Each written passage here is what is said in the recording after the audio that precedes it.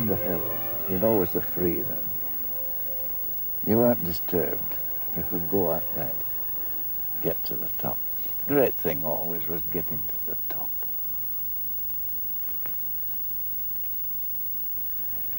Which wasn't a bad maxim for life, was it?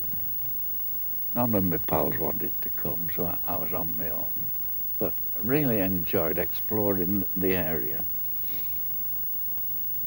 So that's how I started walking, because nobody would come with me.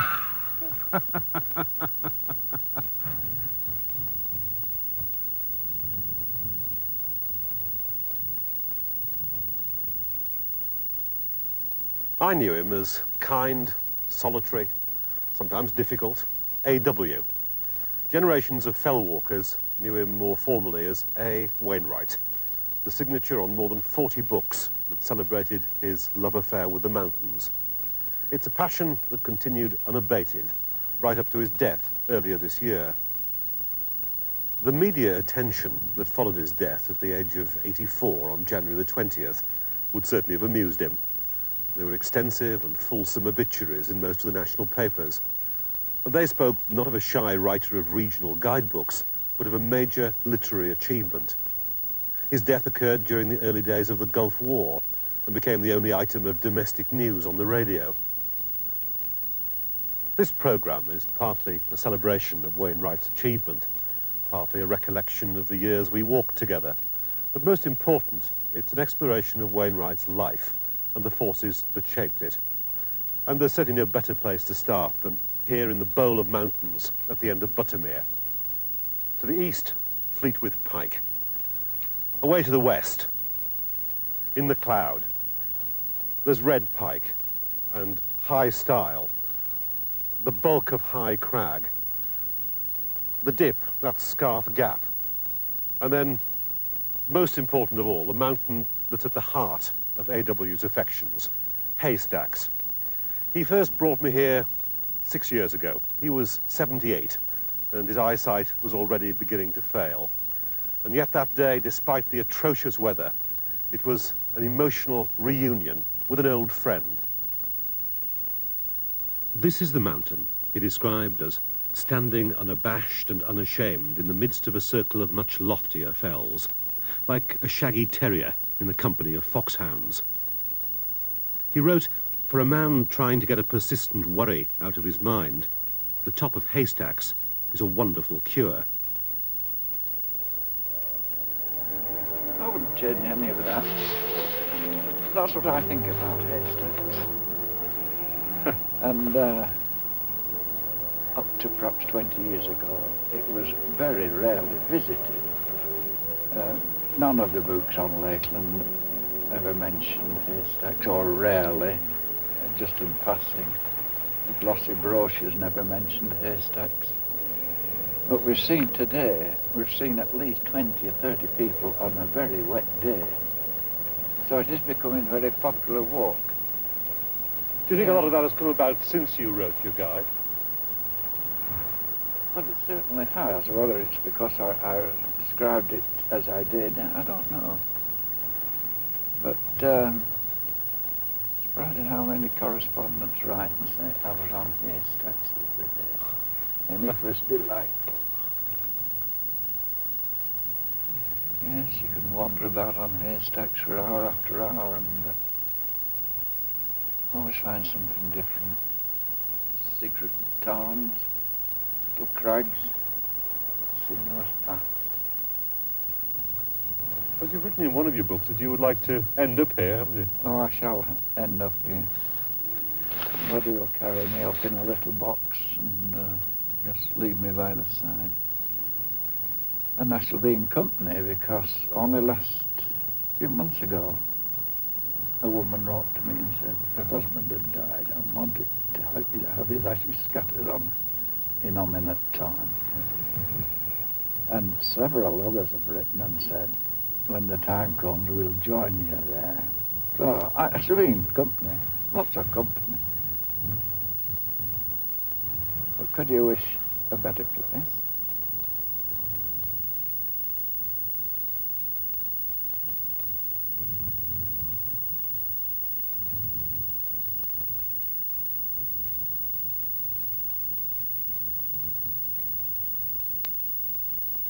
Haystacks was Wainwright's favourite mountain, in his favourite part of Britain.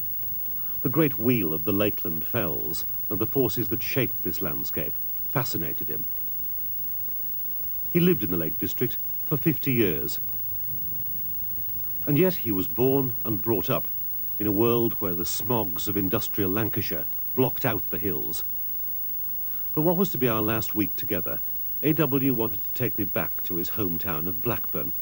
He still retained a fierce pride for the streets of childhood. And he wanted to explain why this urban landscape had fostered his love of the countryside. I did a lot of walking because it was the only means of locomotion you could do without a penny in your pocket. It was free, walking was free. But I started in earnest when somebody gave me a map of Lancashire. And that was a revelation to me. I'd heard of places like Burnley and Darwin and Bolton without ever having been to them. But on the map I could see them all, and the network of roads that linked them.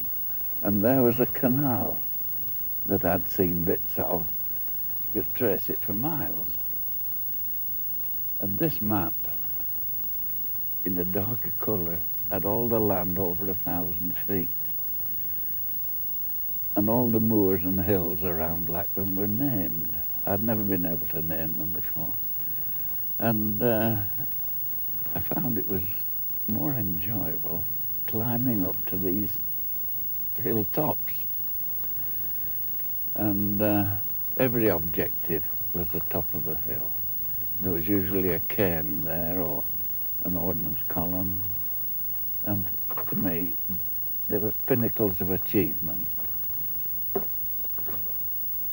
In a way, our films became a race against time to try to revisit as many of his favourite places as possible.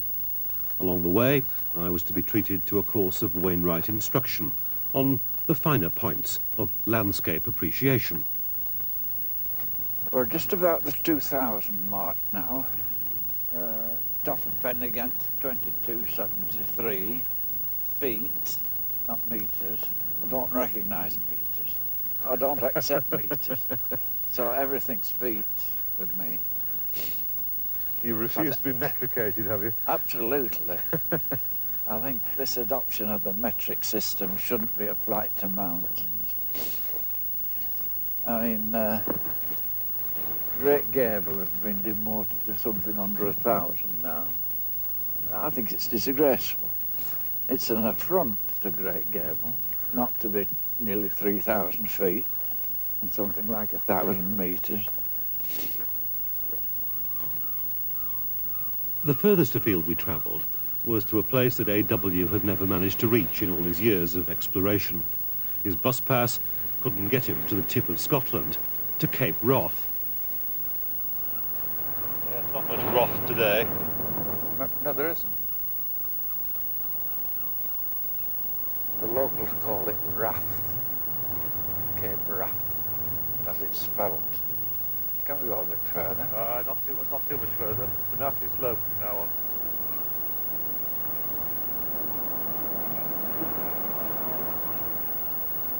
So, it's taken you 80 odd years to get here? Yes, it has, yeah. Worth the trek? I'm glad I've seen it. Wainwright's idiosyncratic bluntness might not have been to everyone's taste, but his books, they appeal to a mass audience. His Lakeland guides have sold getting on for 1.5 million copies. And yet, originally, they were never intended for publication. They were a crafted, personal memoir in preparation for the day when he'd be too old to climb the mountain. Our journeys together took him to places he thought he'd never visit again. Now, of course, Wainwright was the most private of men. You can glean something of his character reading between the lines of the Lakeland guides.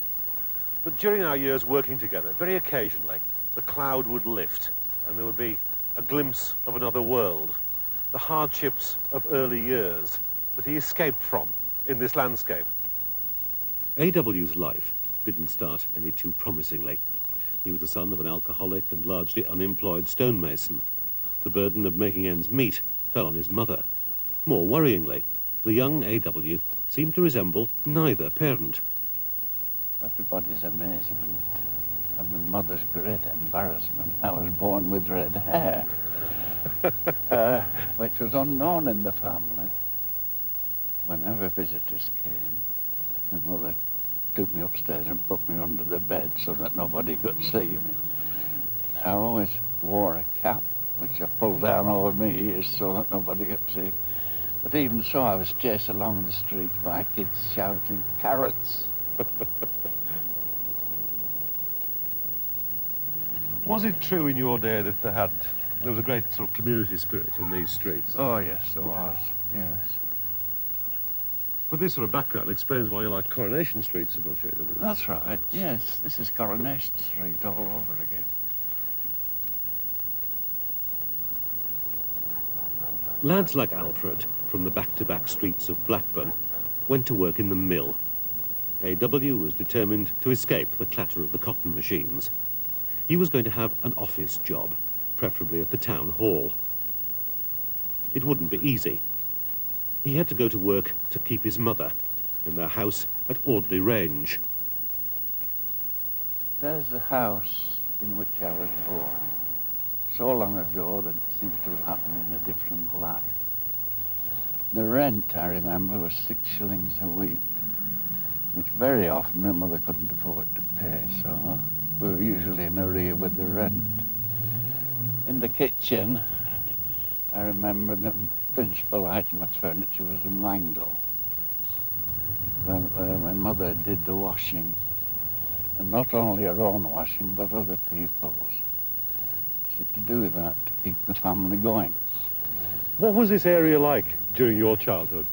Well, where we're standing now was a brickworks. There was a big brickworks immediately opposite the house, but that's gone. Most things have gone. The school I went to has gone. The chapel's gone. There's very little left that I can recognize. But the most important place of all does survive. When A.W. was a young man, the Rovers were the pride of the Football League. At Ewood Park, Crompton and Puddifoot and Maclean entranced a capacity crowd. In the 30s, A.W. helped form a supporters club. Although Blackburn's glory days are long past, he's always followed the club's fortunes. A visit to the hallowed ground was compulsory. This is the main entrance to the Rovers football ground.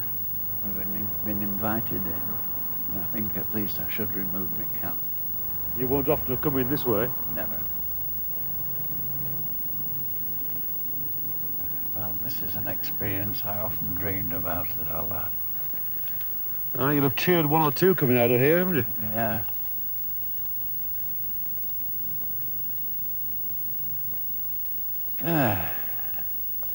Well, this is hallowed ground to me.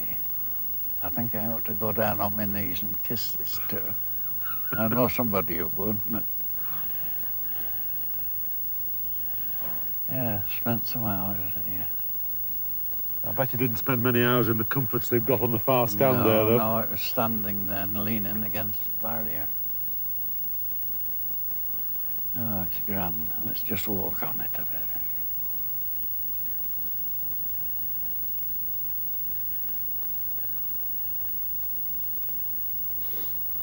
Did you ever play yourself? Oh, schoolboy stuff, you know. Yeah. I was never very good. I did used to go and watch Carlisle United. Didn't you? Yes. Oh, they had a bad day yesterday. Well, remember your favourite game of all time? Oh, that must have been the cup final of 1928. Radio had just come in then, and somebody asked me in to listen to it.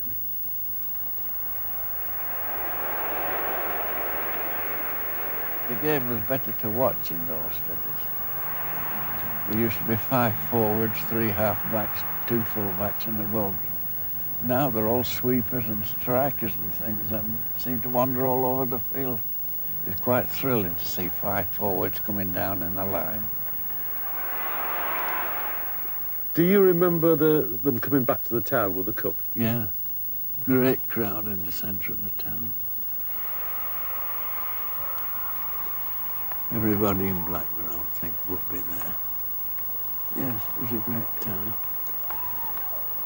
There's nothing generates local pride better, is there, than a successful football team? No, there isn't. Right, let's take a last look round. Might never happen again. Wainwright never left Lancashire until he was 23. When he could afford his first holiday away from home, he bought a day return train ticket and headed 60 miles north to the Lake District. If Wainwright's origins as a writer can be traced to any one event, it must be that day in 1930 when he made the short walk up to Orrest Head above Windermere.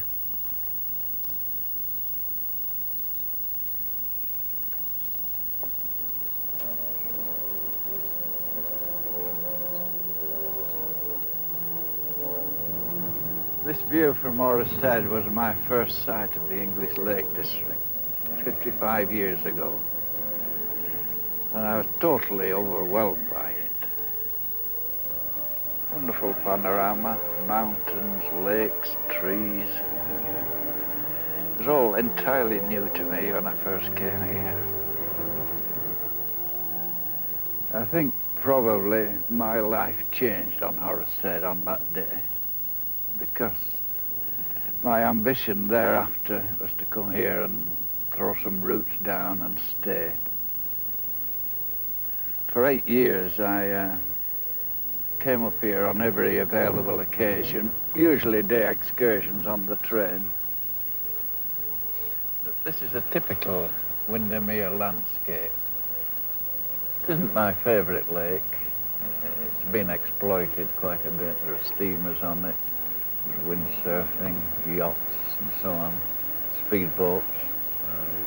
But it is very beautiful when it's viewed from a distance. Not always when you stood on its shores, better seen from a distance. This was a view that attracted me. This seemed to me heaven.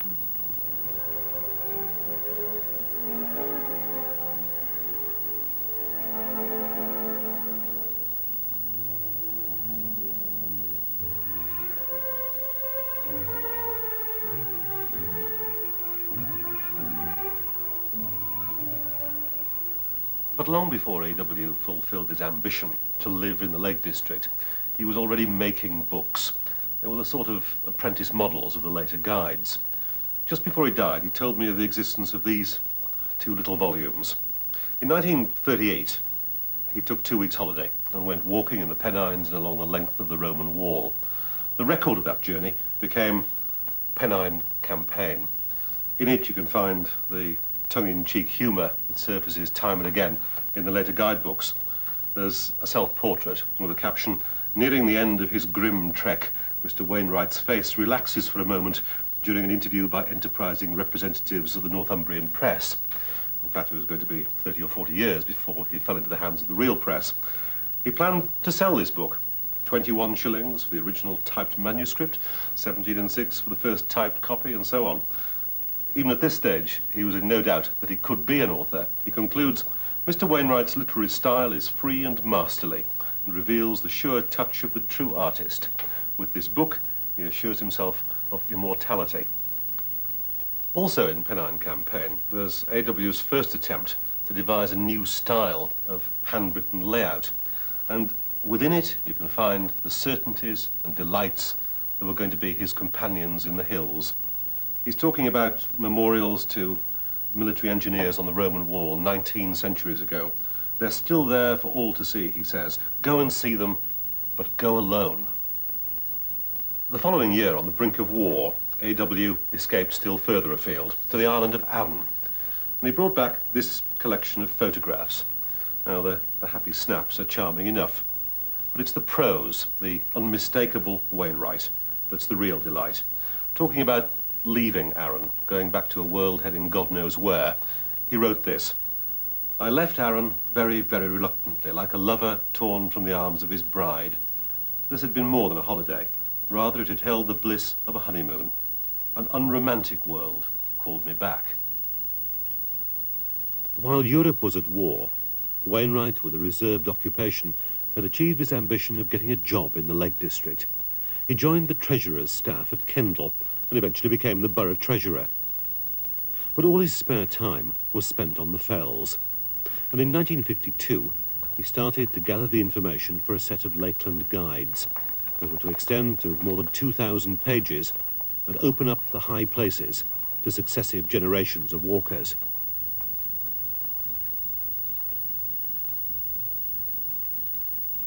It took 13 years of solitary mountain walking for Alfred Wainwright to collect the material for his pictorial guides to the Lakeland Fells.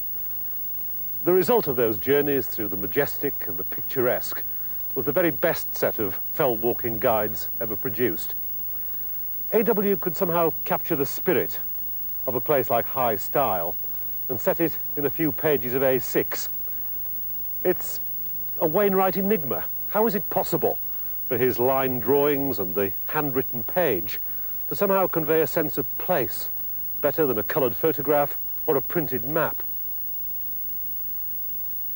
I had a great amount of pleasure from the hills. It was natural for me to want to bring them more into my home, and that's how I started to do these guidebooks. On a winter's evening by the fire, drawing Great Gable was nearly as good as being there. So, to a large extent, for 13 years, they dominated my life. His illustrations were drawn during the evening, after a full day spent in the office. And while A.W. referred to large-scale Ordnance Survey maps, the details accompanying individual routes came from his own photographs and his own observations recorded in a notebook out on the fells. Each chapter followed the same formula. There was a drawing of the mountain, a note of its height. There was a description of its natural features, a map showing the precise location. If Wainwright was lucky and his work going to plan, the result of his evening's labour would be just one of these pages. But for a fell guide to work, it has to be more than just prettily done. It has to be essentially practical. The centrepiece of each of these chapters is Wainwright's suggestions of routes of ascent. As far as High Style's concerned, you climb it either from way up the top of the valley or from these fields beside Buttermere. It's down the muddy lane, across the footbridge at the bottom of Buttermere Lake, up through Birtness Wood until you gain the northeast ridge. Then, according to A.W., all that remains is a simple walk to the summit. Getting out on the hills wasn't very easy. At the time, I thought, there's nothing extraordinary about this. But looking back now, in 25 years, I can't think how I managed to get to many of the fells, especially those on the western side. I had no car. I was dependent entirely on local bus services. Very often, especially doing the western fells, which are remote from Kendal, it meant a 6-hour journey on a stopping bus to get perhaps 3 or 4 hours walking in. But I enjoyed it. I liked the bus travel. It gave you a chance to look around and meditate and plan your day. 30 or 40 years ago, I was a regular user of this service. But conditions were very different then. I mean, this bus is palatial compared to the one that used to shuttle to Seateller and back to Keswick. Was the bus very popular? Did a lot of people use it? They did, yes. And particularly coming back at the end of the afternoon's walk, it became absolutely crowded. It was run by a local company, and the driver was a real local character. He had a joke and a word for everybody getting on. And it was his proud boast that he never left anybody standing at a bus stop. So we were crowded in. I mean, you couldn't use your arms and legs, and you were hanging out at the door. But he never left anybody. Wainwright admits he began his exploration of the Lake District as a tripper, but he'd soon developed into a student and archivist of these hills. A fascination with every aspect of traditional life became one of the hallmarks of his guides. At the end of Borrowdale, the road snakes round to the west and climbs precariously to the head of Honister Pass. Here, some 1,000 feet above sea level, the grey-green scar of the slate quarry has been a source of employment for generations of local people. When we went there in 1989, it had closed. Well, it seems strange to see Honister Quarry so quiet, deserted, after centuries of work that's been spent on there. I think many regular visitors to Lake District will be surprised to find it closed, because they've been used to seeing men working up there like little ants, and they were working quite near the top of the crag where it's nearly vertical. It is a scar on the landscape, but it's such an integral part of lakeland life that nobody really objects, and I certainly don't. It's a honeycomb of tracks and passages, and there are holes in the crag where they got the slip. But they cut great slices from it. And it was brought down originally by horses and sleds. And then for a time they had a tramway, which has gone completely now, going up the side there. And later, after the roads have been improved, lorries could get up there. They widened the roads. I think Honister Quarry is a sad place now. After all the activity that's been spent here, men laboured for all their lives on this crag. And now it's just like a graveyard.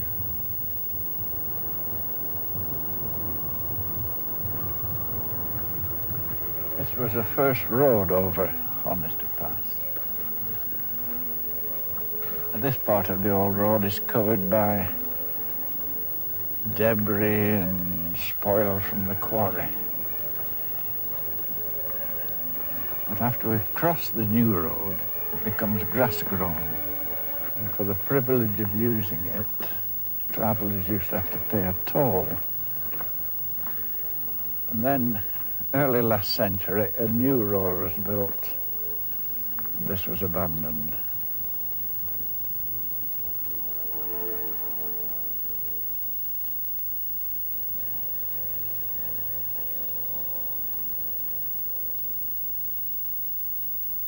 I don't think it's putting it too strongly to suggest that landscapes like this were his reason for existence.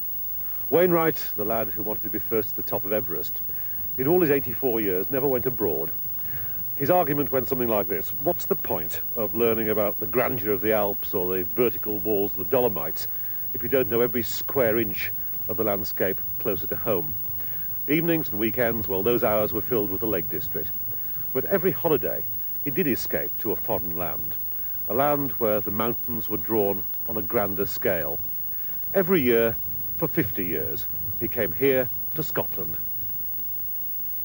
Not for Wainwright, the state-of-the-art kit and designer thermals essential for the modern walker. In the 40s, he would set off on solo expeditions into some of the most inhospitable terrain in Britain. The Wainwright kit was a scruffy Mac, a pipe full of 3 Nuns tobacco, and an Army and Navy Stores rucksack that had seen better days. We began our tour of Scotland in the far north and made our leisurely way down the west coast to the village of Cowskew. In earlier years, this was the gateway to a remote corner of the Highlands, the stepping-off point for AW's Scottish adventures. This was the main road north. Of course, they've all been vastly improved now, but and even in this state, they were classified as A roads. This was the A road, the main road north. When you were travelling along roads like this, were there many people about? No, very few cars. The longest walk I ever did was from Ullapool to Lochin, about 26 miles. On the old roads all the way. I never saw a car, never saw another person. Amazing.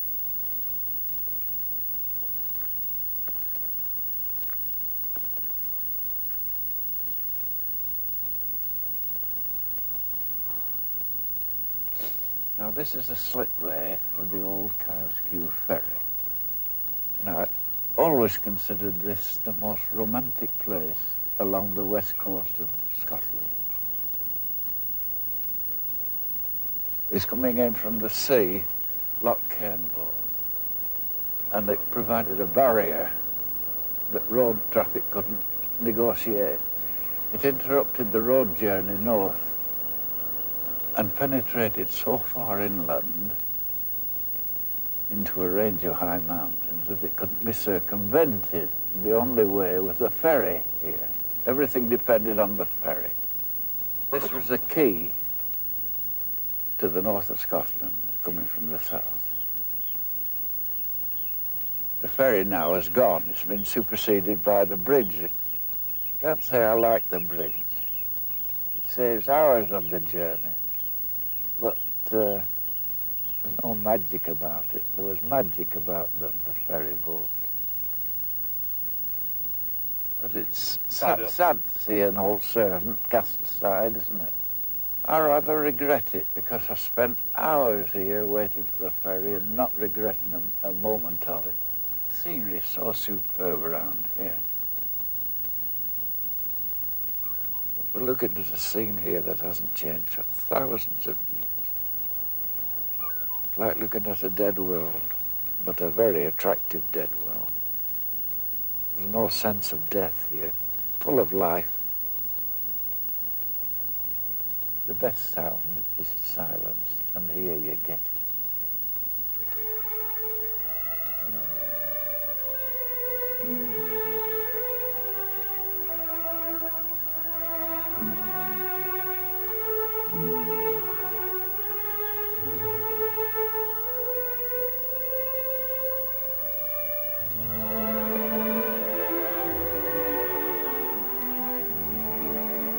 A.W.'s second career as a writer flourished.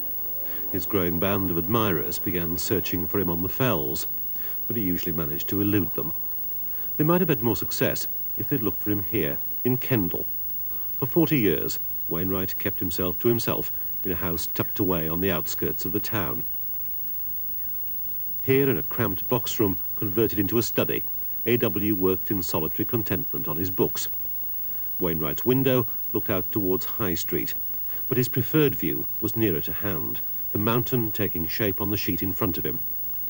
In a way, his books are an extension of the happiest days of his working life, when the town hall treasurer's office ran on the power of pen and paper.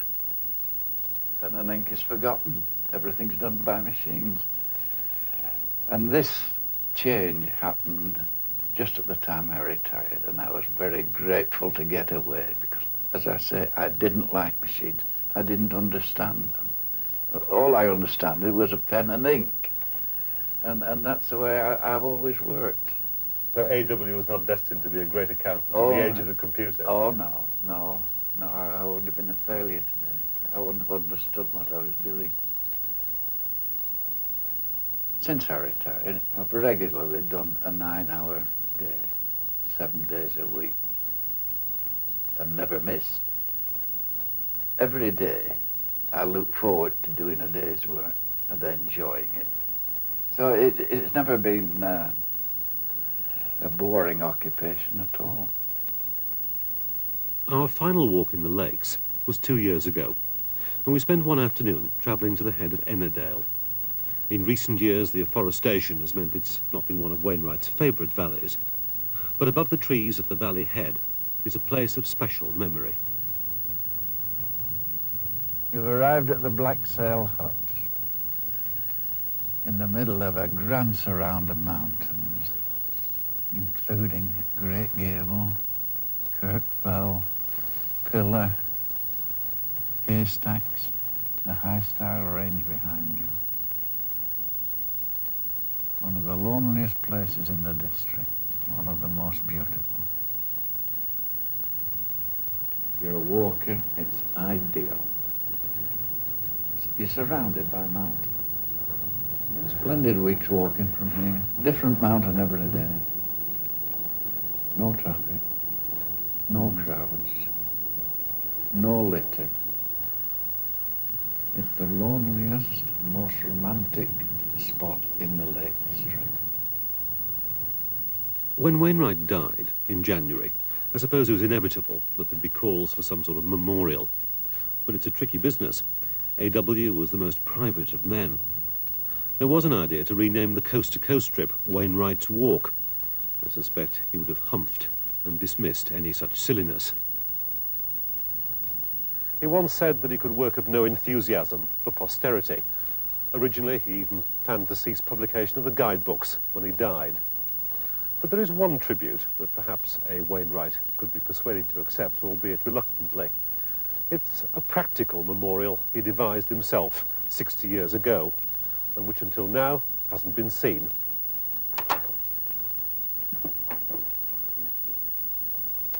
From Saturday noon to Thursday night at Whitsuntide 1931, A.W. and one or two friends went on a walking tour in the lakes. It exists on 6 handwritten pages that carry the usual Wainwright health warning. It will be arduous, but the reward will be well worth the work. It will avoid the tourists, the roads, the picnic spots. It was a bold plan, 102.5 miles, 34,850 feet of ascent. It is the claim of this programme that every lake, every valley, every mountain will be seen, if not actually visited. It was a grand adventure, well worth repeating. If you did decide to take up the Wainwright challenge of 60 years ago, I'm pretty sure of one thing. Wherever you were to find yourself in the high places of Lakeland, the greatest fell walker of them all would be looking over your shoulder.